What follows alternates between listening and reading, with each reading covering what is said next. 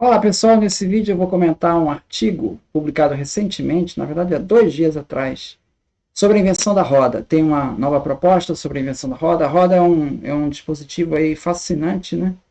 Que é o símbolo da invenção humana, né?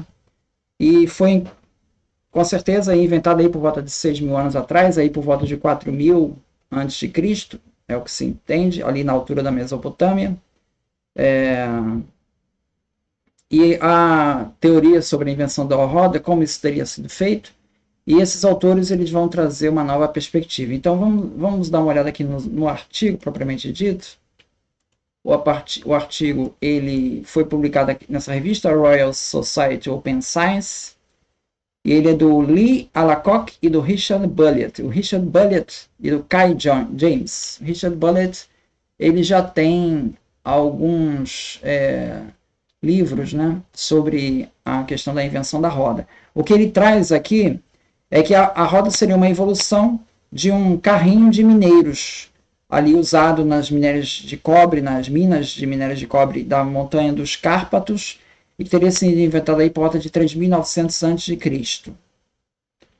O que seria aí 6.000 anos atrás, mais ou menos, 7.000 anos atrás, 6.000 anos atrás, né?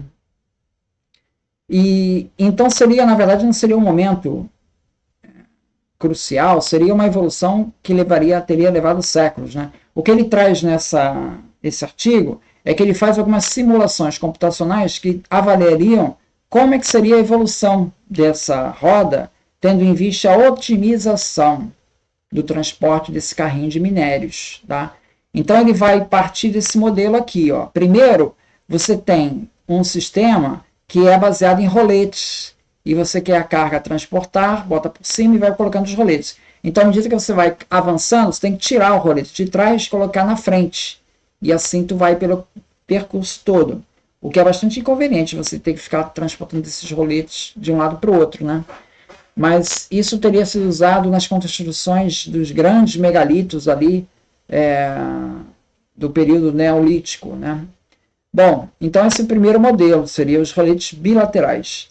Com o tempo, eles perceberam o seguinte: eu não preciso ficar trocando esses roletes toda hora, não. Eu posso fazer aqui no item B, eu posso fazer aqui um modelo aqui, que o rolete se encaixa numa determinada forma. Então o rolete ele vai ficar rolando, vai ficar girando e no mesmo lugar. Ele não vai ficar rolando, não precisa ficar trocando rolete, tá? Essa seria a próxima etapa. Logo em seguida, isso com o tempo, né, obviamente, à medida que você vai usando esse carrinho, vai se formando um sulco. Inadvertidamente, não teria sido a intenção, não era fazer esse sulco. Esse sulco formou na medida que o carrinho foi sendo usado ao longo de bastante tempo. E esse sulco foi se formando. Com o tempo, eles perceberam que se você alargar esse sulco aqui, deixar ele um pouco mais frouxo, o carrinho consegue atravessar, ele gira melhor, ele anda melhor, sem tanto atrito. Com o tempo, eles foram desenvolvendo esse sulco até chegar nessa estrutura C aqui, que são as rodas com eixo, mas tudo uma peça só ainda. A roda não está deslocada, ela não é independente. Forma tudo um conjunto só. Então, você veja, desse eixo aqui, desse cilindro aqui com 2 sulcos, até o sistema eixo-roda, isso foi uma evolução gradativa. À medida que foi usando, as pessoas foram tentando otimizar esse conjunto para melhorar o desempenho do carrinho, sempre pensando no carrinho de minério, tá? E a última etapa seria a etapa D de dado, né? Que você desconecta a roda do eixo. Aí nós temos a roda propriamente inventada, né? Ela já não está mais um conjunto, uma peça única com um eixo, ela já é independente, tá?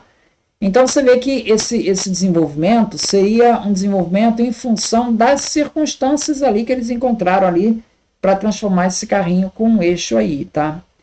Aqui ele dá uma visão aqui de alguns artefatos arqueológicos, né, encontrados com rodas antigas, né? Primeiro aqui no item A, na figura A, aparece esboço de uma caneca de barro de 4 rodas, que tem 4 rodas nessa caneca, tá? Da cultura Boleras.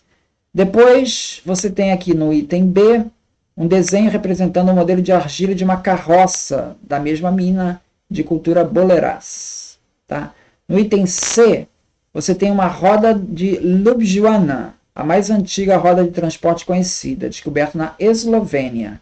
No eixo central, você tem um buraco que é onde vai encaixar o eixo. Tá?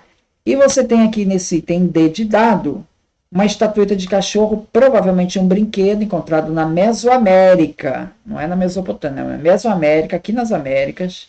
E que é um carrinho aqui de brinquedo, tá? Encontrado aqui. Tá? Na verdade, aqui as Américas não usavam roda. Esse carrinho aqui ficou só no brinquedo mesmo. Os índios brasileiros não conheciam roda. Tá? Então, a mais antiga então seria essa aqui da Eslovênia, 5.350 anos atrás. Tá? Bom, aí ele faz o modelo dele, modelo matemático, de como seria a evolução dessa roda a partir do cilindro liso, né? E chega a algumas interações, onde ele chega nessa figura aqui, ó. Na figura 1 é o cilindro original, cilindro liso. Aí tu vai usando o cilindro, ele com o tempo ele vai formando dois sulcos. Inadvertidamente, não foi sua intenção, mas ele formou dois sulcos. Com o tempo, você alargou os sulcos para fazer com que ele atravessasse pedras, pedregulhos, pequenos obstáculos do carrinho, né? E aí ele vai moldando, tentando moldar esse eixo para otimizar o transporte. Depois de 777 interações, o modelo matemático deles chegou nessa estrutura aqui de uma peça só, tá? De rodas e eixo, tudo num eixo só. Então, isso aqui, a figura mostra a progressão do projeto do rodado durante a execução do algoritmo de otimização da topologia. Tá? Aqui no final, ele então vai chegar à conclusão aqui no capítulo, no último parágrafo, vai dizer assim: esse capítulo da história humana vai contra a crença popular de que as tecnologias surgem abruptamente da súbita epifania de um inventor solitário. Então, a roda não foi uma invenção de uma hora para outra. Passou por essa evolução aí que teria levado séculos. Né? Bom, consequentemente, alguns estudiosos adotaram outro extremo, alegando que a roda não tinha ponto de origem nem inventor, mas se desenvolveu gradualmente em uma ampla área geográfica. Uma teoria semelhante também foi amplamente aplicada à tecnologia em geral. Bom, nossa investigação modifica essa teoria e adiciona novos insights. Quer dizer, ele acha que foi um ponto geográfico que descobriu a roda. A roda evoluiu ao longo de muitos séculos, mas não foi uma epifania, foi uma coisa ao longo de muitos séculos. Mas essa evolução foi pontuada por inovações discretas. Também descobrimos que, assim como os organismos biológicos, a roda evolui de uma tecnologia anterior, da qual herdou certas características vantajosas, e essa evolução estava fundamentalmente ligada ao ambiente local. Por fim, nosso estudo é um exemplo de como podemos alavancar as técnicas da ciência, do design e da mecânica computacional para descobrir novos conhecimentos sobre episódios do nosso passado distante para os quais não há registro escrito, e nossas únicas pistas são os artefatos deixados para trás pelos designers que vieram antes de nós. Então ele reconhece que esses estágios, esses elos perdidos aqui, né, na verdade a gente não encontrou aqui. A gente tem o cilindro liso e a gente tem a roda, mas essas peças aqui intermediárias a gente não tem essa evidência arqueológica aqui. Tá? Então, esse artigo ele vai fazer essa analogia com a evolução biológica. É uma analogia que já foi feita pelo Jorge Basala. O Jorge Basala ele escreveu um livro ali na década de 80, The Evolution of Technology, onde ele faz essa analogia, inclusive citando os artefatos de machados de mão, lá do homem primitivo, lá, Homo habilis e etc.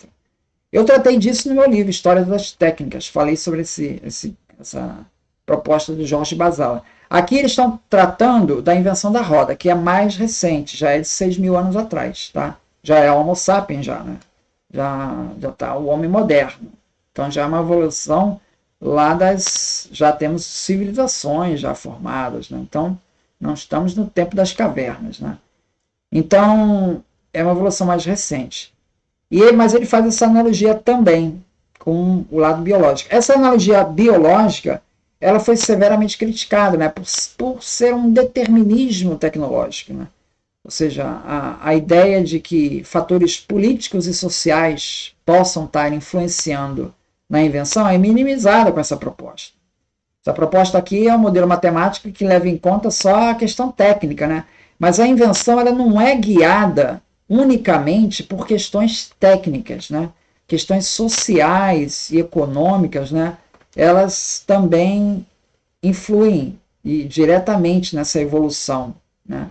Então, isso aqui afasta um pouco a evolução tecnológica dessa evolução biológica, que é movida por um processo de seleção natural.